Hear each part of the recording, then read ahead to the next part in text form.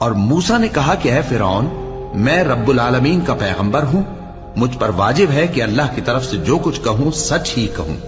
میں تمہارے پاس تمہارے پروردگار کی طرف سے نشانی لے کر آیا ہوں، سو بنی اسرائیل کو میرے ساتھ جانے کی رخصت دے دیجئے۔ فرعون نے کہا اگر تم نشانی لے کر آئے ہو تو اگر سچے ہو تو لاؤ دکھاؤ۔ موسیٰ نے اپنی لاٹھی زمین پر ڈال دی تو وہ اسی وقت ایک بڑا اژدہا بن گئی، اور اپنا ہاتھ گریبان سے نکالا تو اسی دم دیکھنے والوں کی نگاہوں میں سفید براق یعنی روشن ہو گیا۔ تو قوم فرعون میں جو سردار تھے وہ کہنے لگے کہ یہ بڑا ماہر جادوگر ہے، اس کا ارادہ یہ ہے کہ تم کو تمہارے ملک سے نکال دے، بھلا تمہاری کیا صلاح ہے؟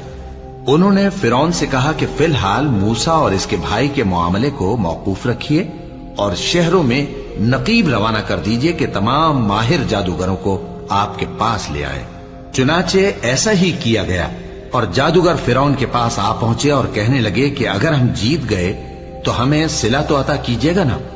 فرعون نے کہا ہاں ضرور، اور اس کے علاوہ تم مقربوں میں داخل کر لیے جاؤ گے۔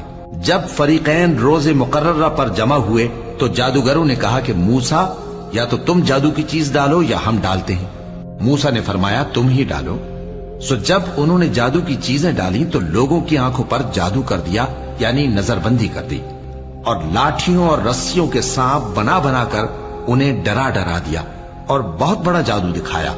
اور اس وقت ہم نے موسیٰ کی طرف وحی بھیجی کہ تم بھی اپنی لاٹھی ڈال دو، تب وہ فوراً سانپ بن کر جادوگروں کے بنائے ہوئے سانپوں کو ایک ایک کر کے نگل جائے گی۔ آخر حق ثابت ہو گیا اور جو کچھ وہ لوگ کرتے تھے باطل ہو گیا۔